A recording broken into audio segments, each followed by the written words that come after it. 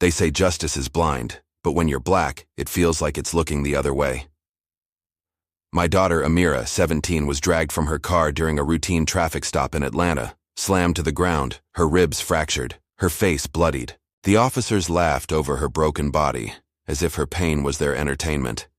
When I demanded answers, the system shut me out, labeling me a threat.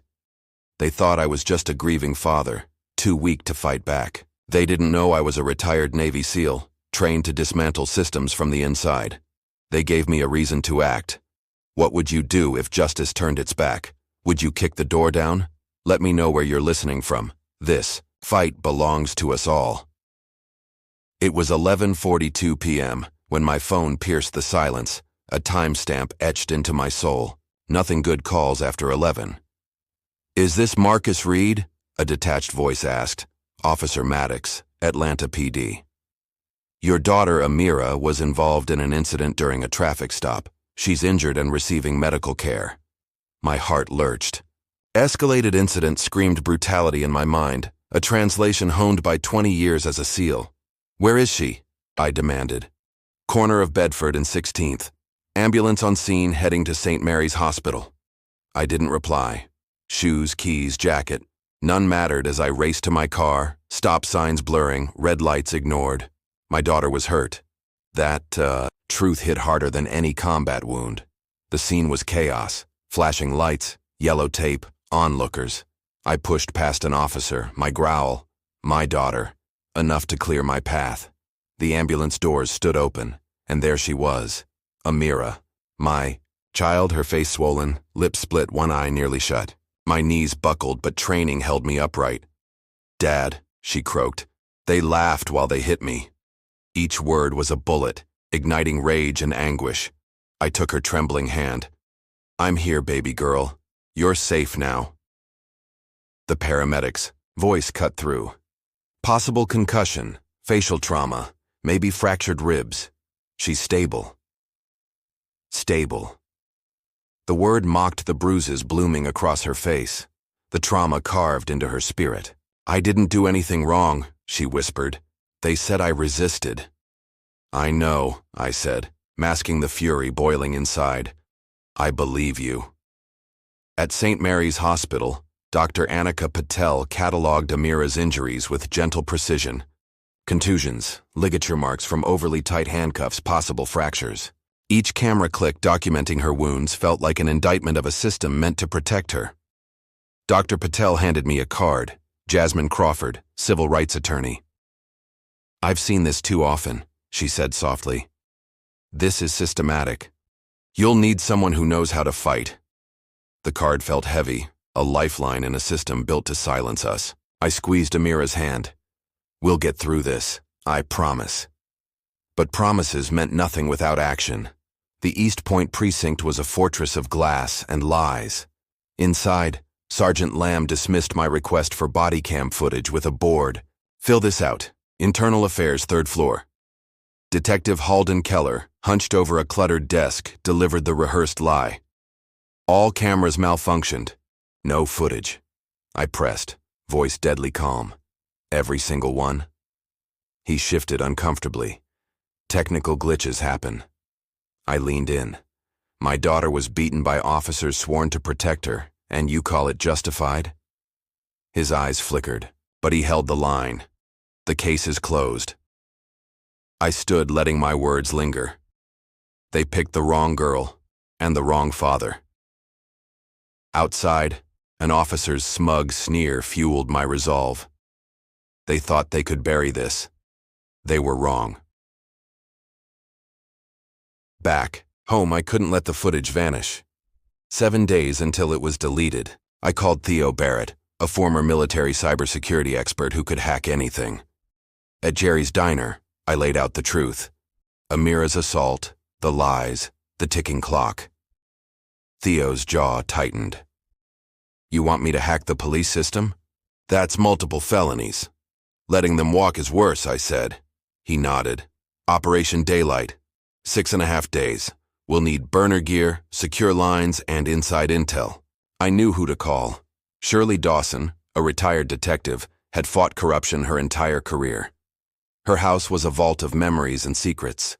She led me to a locked closet, pulling out a box of meticulously labeled files. Rosters, schedules, blueprints, names of corrupt officers. "This wasn't random," she said, her voice heavy. "It's a pattern, Marcus. A whole orchard of corruption."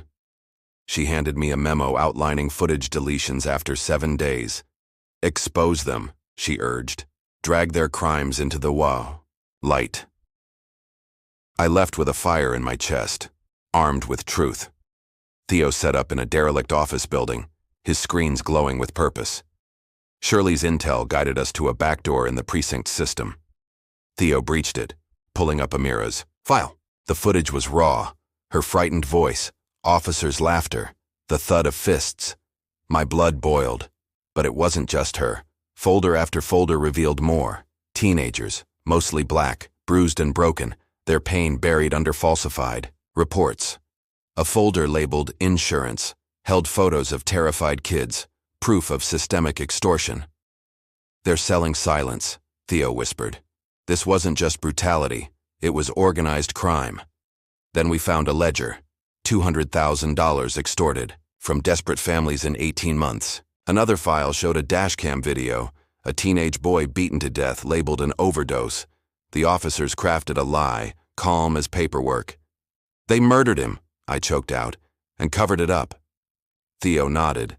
"There's more. Dozens of cases." This was bigger than Amira.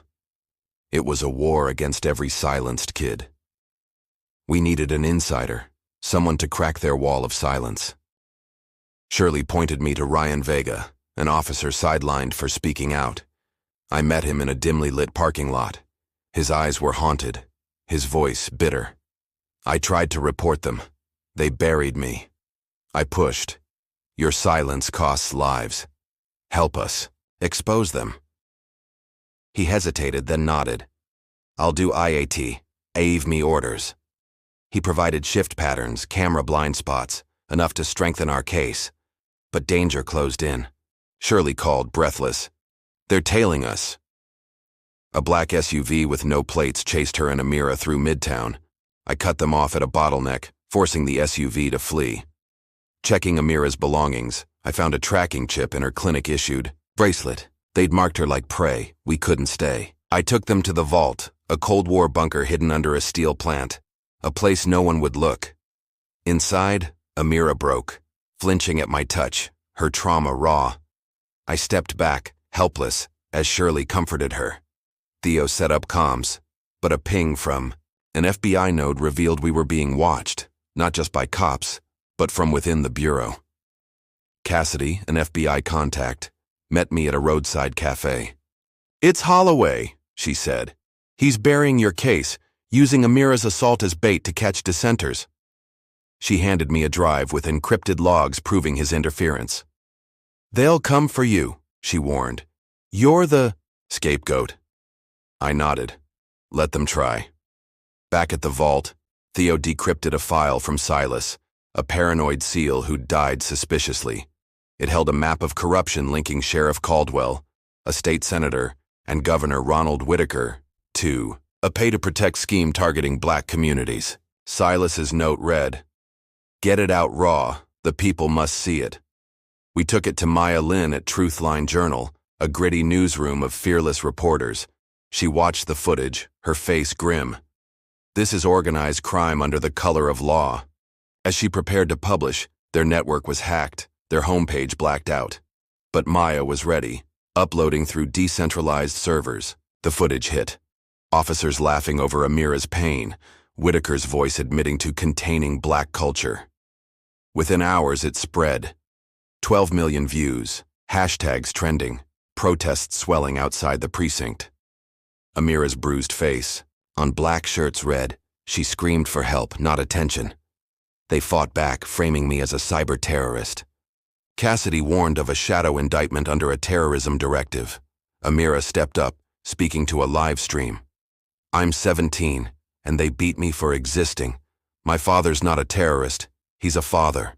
Her words broke through, a crack in the silence. Protests grew, banners unfurled. If Marcus Reed is the threat, the system was never safe. Theo decrypted Silas's final file. Whitaker and a CEO plotting to disappear black teens for control.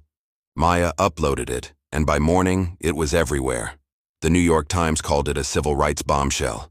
Streets filled with thousands, students, parents, veterans, demanding justice. Whitaker's press conference, denying everything, was drowned by chance. We remember their names. In a federal courtroom, I faced Justice Ruth Alston. I told the truth. The call at 11:42 p.m. Amira's pain. The system's lies. "Do you believe in justice?" the prosecutor asked. "No," I said, "but I believe in people like my daughter." The court ordered a sweeping investigation. Whitaker faced subpoenas for civil rights violations. The fight wasn't over, but the light was breaking through. 6 months later, Atlanta bore scars and hope. A mural of Amira read, "Echoes never die." She started at Spelman College, her thesis on justice and the black body. I founded Project Sentinel, teaching black families to record, store evidence, and know their rights. Theo ran tech, Shirley led workshops. An anonymous file arrived. More names, more corruption. I opened it. This wasn't closure, it was continuity. Justice isn't blind, it's forced to look. They thought they could silence Amira, but her voice echoed. They thought they could bury me, but I built a road for others to rise. If your child was targeted, would you fight? Share this story. Silence protects power, but stories protect people.